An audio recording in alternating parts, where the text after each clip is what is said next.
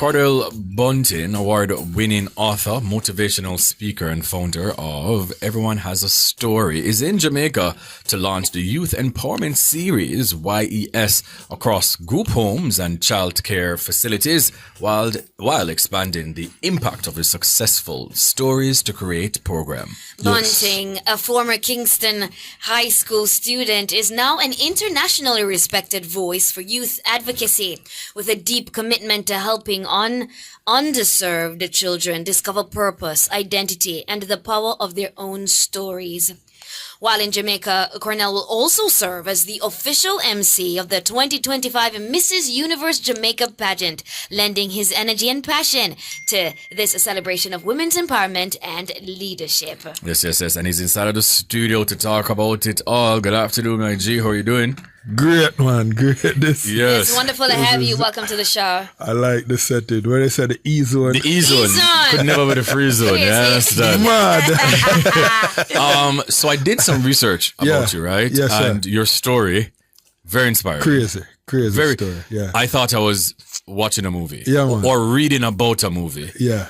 I mean, I said to myself, this can't be real. So just, quickly, just to give the viewers and listeners a recap. You were wrongfully accused? Yes, I give them a quick synopsis. Yes. Within 2 minutes. Yes. So basically, I had a successful security business. company. Yes. And my competitors pay one of the guy that worked for me to say I gave him money to go kidnap someone. So with that, I got arrested. I was facing 8 counts of soliciting, 8 counts of conspiracy. So I was looking at 32 years to life in prison. Yes. So I was in jail for 10 months. And in that 10 months, there was a few things that happened. There was a lot of young men that was coming in because you're in maximum security. So that's where you are until they find you guilty, then they send you to prison. So I was hanging with a lot of guys that are, what you call them, doing 2 life sentence and all these different things. So in that time, I had to calm down because I was really furious. I was losing a lot of money. When I tell you I lost a high 6-figure amount in possibly 4 months. And so in that time, it's like something needed to grab my attention. And we had a moment where a fly came in. Yes. And when the fly came in, it was like everything stand still. Everyone was amazed because we don't see the light of day for only 1 day a week. And you see it for an hour. And you're seeing only the sky. So where we were, nothing can get in. Yeah. So when I saw that, there was a moment where it was like, the voice was saying to me, just like how I had this come in, this is the same way I'm going to have you out, but I need you to tap back into the gift I gave you, which was the writing, because I used to write in high school. Yes. And so I decided, you know what, let me start read more and start writing. And I did all that. And so by the time finally give me a ban, the charge, the whole was left, and so the band went down to about 365,000, and I was able to find some money and give them 36,000, which was 10% of the money, and got out. And from there now, I could really work with my attorney to prove my innocence. Yes. So them drag it for a little bit, but 2015 they went to trial, and my pay him like a whole heap of money, so him collect the money and him doing it for the. Yes. And he twist that guy arm up and he was venting. And in his venting, he asks him how much them pay him and him tell them how much them pay him. Yes. So the thing kind of get crumble, Wow. Yeah, man. Crazy. So if you didn't confess that, you would have been serving. Well, yeah, I mean, they were really pushing for me to go do 5 years in prison. Yes. And I said, I'm not taking anything because I did nothing. Yes. So I hang in there, but while that had happened, and then, after that ended, they decided to expunge the record. So they removed it from my name. But when we fast forward about 3 months later after they expunged it, I was in church and fell out of my seat and died. I was gone for 16 minutes. Man. I had a cardiac arrhythmia. And so while the pastor arguing with his whatever guy that was deciding to zip me up in a body bag and put me out, he said no, he's not leaving in a body bag. And in that argument, around the 16-minute mark, somewhere going towards 17, them say I just came back. with this crazy voice, and people just went crazy. It was just one of them things. You've been through it. Indeed. Yeah, man. Yeah. What's the greatest lesson you've taken from these experiences with you to your life? You know, is for me, because what I realized, I wasn't walking in my purpose. You know, when I had my security company, goal was to get all these different big contracts, and then I was fascinated with Bentley cars. So I was getting ready to get a Bentley for my birthday. When I got arrested, it was 3 days before my birthday. They were getting ready to ship one to me, and I was gonna be spending money that I didn't need to be spending.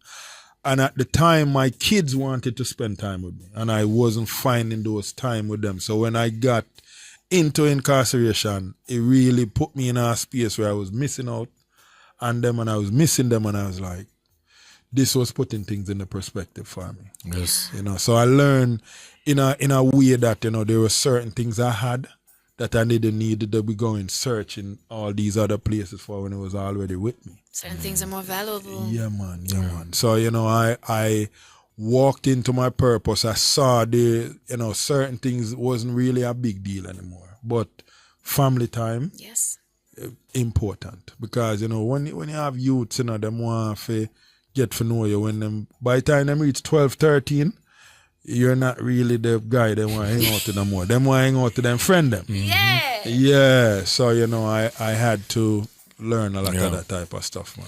I mean, obviously, you know, all of that, obviously now birth, you know, all the things that you've done since, and, you know, all your passions and all the projects that you've, you know, conceptualized, and, you know, obviously God just wanted you to see that there's a bigger purpose out there. Man, and you've been doing a fantastic job since then. Oh, yes. So, you know, kudos to you, man, and I must commend you for, you know, all that you've been doing. Yeah, so man. this youth empowerment series that you're launching in Jamaica. Yes. What exactly is this? Yeah, man. So the youth empowerment series is like the baby of Stories to Create. So Stories to Create program is 24 soft skill learning programs. Yes. And this is where we go in, we teach them how to communicate, integrity, financial literacy, character building, these different areas of where the school don't teach them. And so with that, we did a partnership with the National Youth Council of Jamaica. And so this version of it is where we engage the youth in sporting activities. So we'll have a soccer competition coming out in at UTech in August. Yes. Okay. And that date, we'll send you guys that date once it's out. And then after that, we will be doing the debate and public speaking. And right behind that, we have the culinary, where kids that are aspiring to become chefs will get an opportunity to hang out with executive chefs. And we'll have chefs flying from America competing with chefs that are here. Yeah. Yeah, man. So there's quite a bit, but it sparked the interest of the families when they come out to understand. I get a better understanding of what these soft skill learning programs are. And it's one of the things that will roll out on the 18th of July and at Norman Gardens. Yes. And we're doing that with Sunshine Women Health Medical out in Fort Lauderdale, and we also Lorraine. So we I think we have Rory in as the guest artist that will be on that event, and so we're gonna be helping about 300 families there. Nice. But they'll get an opportunity to kind of tap into what that look like with the youth empowerment series, and you know, we want to help more youths here understand. Like, listen, once you understand what your purpose is, and you understand that you will be a part of something that no one else will be able to create but you. Yeah. And so with that, I think a lot more youths will kind of veer from, you know, want to go do the scamming and all these other things that hurt other people's life. Because, you know, a lot of these guys don't know who they're hurting. They just know that, hey, this is a business and I'm making some money, you know? That is very true. Yeah. Very true. All right, we're here with Cornell Bunting. Yes, award-winning author, motivational speaker, and founder of Everyone Has a Story. Yes, Mark, I mean, Cornell, excellent stuff. Thank you. The sort of things that we need in our communities and our young people need to see happening around them, you know. Let's talk a little bit about the partnership with Cavell Johnston law firm, and how they support EHAS. Oh my goodness. I have to tell you guys, you know, so We hire another attorney before, and I'm not even going to put him out there for your lose business. Say me, I do you a favor, brother. But, we pay this other law firm all this money to get us our charitable status here. And this guy had me waiting for over a year thinking everything was going well. And they had the conference in Montego Bay. Yes. The Jamaica. I can't even think of what it's called, but it's where all the business come together. We meet with the government and we get to network. And so I met Cavell Johnston there with her team, and she's like, are you registered? And I said, well, I'm supposed to. I pay all this money to this guy. She did her research. We weren't registered. And when we found out, he had actually gave someone some money to go do the work. They didn't do the work. They just take the money. Man. Yeah. So, so it was from there, Cavell Johnston, she took on, she charged us a certain amount, which was, good. And she got us registered, also got all our documents filed and stuff, and now sent us into the Friendly Society. So we should be getting our charitable status, in next month, or So that will allow us to be able to be more effective in Jamaica when it comes to partnership like with Grace Kennedy and Surgical and a few of those, Great. Big. Now, EHAS obviously did some work around Hurricane Beryl relief efforts. Yes. Can we just talk about that and the impact of these partnerships as well, please? Yeah, man. So this was huge. We actually did this over in St. Elizabeth. We did it at Black River. They had a lot of damage over there. They also had some damage in Treasure Beach. And so I partner with Lorraine Smith. The This Is Jamaica with I can't even think of my brother's name right now. My apologies, big brother. But Nancy Fong, who is like a nurse with a bunch of doctors, and she brought down a lot of doctors from Fort Lauderdale. So she has Sunshine Medical Center. Yes. And so what we did, they came, they check on the mental health of those families, and then we also got an opportunity to, mentor with a lot of these people, fellowship with them, and then just kind of feed them. Yeah. Give them some food. And it was really cool. And we had an opportunity to send some of our team out to give individuals that didn't have any food groceries. We packed up a lot of groceries. And so we decided, we'll help all the families in, I want to say, Junction. Yeah. That was further over. So in December, we came back and we did Christmas of Hope. Oh. And we helped 1,000 families there. It was quite a bit because the team was a little bit upset because we spent over 7 million in Jamaica. Listen, those were some really trying times after Hurricane Beryl. Man. Listen, I'm sure the people were extremely grateful for all the help that they received from you out there. Yeah. So you mentioned wanting to partner with, companies here in Jamaica and so on. How can local volunteers and donors support EHAS and so on? So I have to tell you guys, because we have a team here. We have Zana, who, help with the coordination of the work with the kids.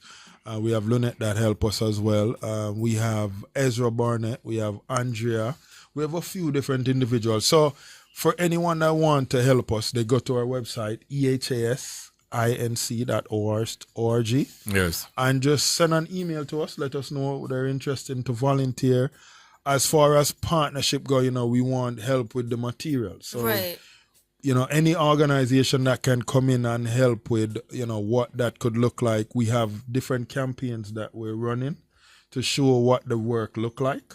And so, any companies can come in monetary or their time. We accept any of it. Wonderful. And we're looking for individuals that would like to be mentors. We teach them what the content look like, and they get to go out and work with some of these youths as well. How big is community for you, or how important is community for you? Because I saw this video on your social media platform where you met up with your high school teacher in Trenchtown. Yeah. And he was just so grateful that, obviously, and you were recounting some of these stories about you in high school and things like that. Yes. How important is your roots and just giving back to the community and helping those persons that already, paved the way for you growing up? Huge, man. Because, if it wasn't for a lot of these individuals that from school, that believed in me and believed Yeah. in a lot of what we were doing. I don't think we'd continue some of what we're doing. Even when I run into my teacher, Mr. Cunningham, that was huge because he was one of the teachers that always helped us to bring us back in. Yeah. Whenever we're going down the wrong path, Yes. just bring us Reel back on in. the And back in, man. yeah, man. And for me, no, because I was telling him one of the things that happened with us was we had 4 little boys run down on us with firearms, and they were young. They were like 13, 14, 15, but I didn't fear it because I died already. So I was like, what's the worst that could happen to me already happened. Yeah. So Yeah. I went out and I had conversation with these young men, and I realized they don't want to do what I'm do. They're doing what someone is forcing them to do. And so the conversation I had with them was like, sir, when would you come back and see us? And I say, I'll come back and see you guys next month, but make sure when I come back, you have all your other friends that's doing this come out and hang out with me as well. Now these boys, they rally everyone and they play soccer to entertain us. Yeah. It's beautiful, man. Yes. Yeah, man. It's, because a lot of these kids don't have those dad or those mom They face. don't have anyone to stir them in the right direction to sort of have someone like you come in and spend time and invest in them. Yeah. Makes a world Keep of doing it, difference. Yeah, man. Yeah. Yeah, man. It's a World of big difference. It's Big a thing. joy. It's a big thing. Yeah, Now man. let's switch gears a little bit to talk about Mrs. Universe Jamaica Pageant 2025. What Yes. drew you to hosting this, and how do you see this platform amplifying your advocacy for women and youth empowerment? So this helps us in a huge way, and when I say that is because right now between Florida and here in Jamaica we have over 1,400 kids that we serve, and a lot of them are girls. So when I get a call that says they're like, Cornell, we have 10 girls that's going through their monthly thing and they confused and they want to talk to someone, it's better for me to can call on one of these girls that is in the pageant and say, hey, can I send you to this facility to work with these girls? Because a woman that is going through certain things is better related to a young another lady. woman. Yes. Yes.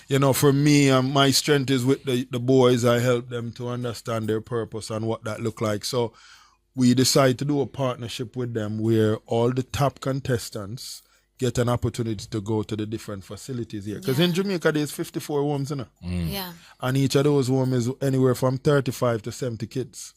And a lot of these kids don't have families to check in on them. So, Yes. and they live there. They live in these places. So you have these girls who will go there, braid the hair, Yes. do the nail, hygiene stuff, kind of help them understand the importance of what that look like. And so from there, we said, what, I think this would be a beautiful thing. So Yes. that's why we do it. And, for me, because I had that on-stage type of thing where it's a different human pull out. Yes. And, Your they, alter ego. yeah, fully. and they like a lot of the attires that I wear, the different stuff I come out with. So they say, you know what, we going to call him Mr. Luxurious. And you're just Mr. gonna, Luxurious. yeah. So, So Mrs. Universe Jamaica, when is it? it's going to be July 5th on Yes. Saturday at the AC Hotel from 6 p.m. to whenever we're done. Until we say when. Until we And just quickly, what message would you like to convey to the Jamaican youth and community about the importance of empowerment and resilience and creative expression? Yeah, it's so for us, one of the things we always lead with for these youths is help them to understand you is gonna create something in this world that no one else will be able to create, and so for you, it's important that you identify what your purpose is. You walk in your purpose. You're doing what you love. Don't put yourself in a situation where you're complaining about what you're doing and you're miserable about it and all these different things. And the next part is, don't go crazy about things that you have no control over. If you don't have control over it, just let it be because it's going to work itself out. Yes. After the storm, there's always a calm. Yeah, Yep.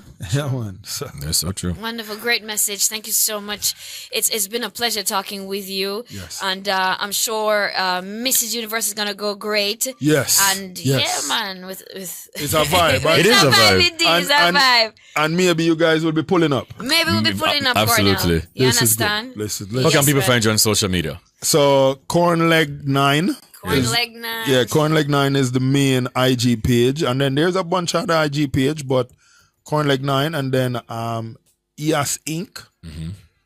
E.H.A.S INC is the the non-profit page, and then on the YouTube and Twitter, I think it's Cornell9 as well on Twitter.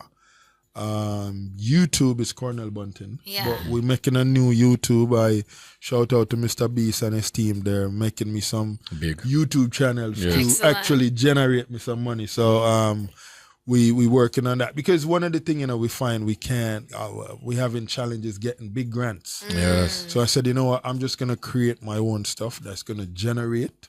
That's why I did the video game. So I have Yes. a video game in the App That's Store. a great Yeah. way Yeah, to man. go. So it's, so people can, and you just go in your search engine and type Cornell Bunting. And you'll find him. guys. It's Trust only me. one Cornell Bunting. You're gonna find him That's for it, real. guys. Yeah, man. Yeah, man. Yeah, I man. say yes. Yes. Youth Empowerment Series, all the best with it, Cornell. Thank you, Absolutely. thank you for having me on the show. Definitely. And there you heard it, guys. Cornell Bunting, award-winning author, motivational speaker, and founder of EHAS Inc. Everyone has a story here in Jamaica to launch the Youth Empowerment Series. Yes.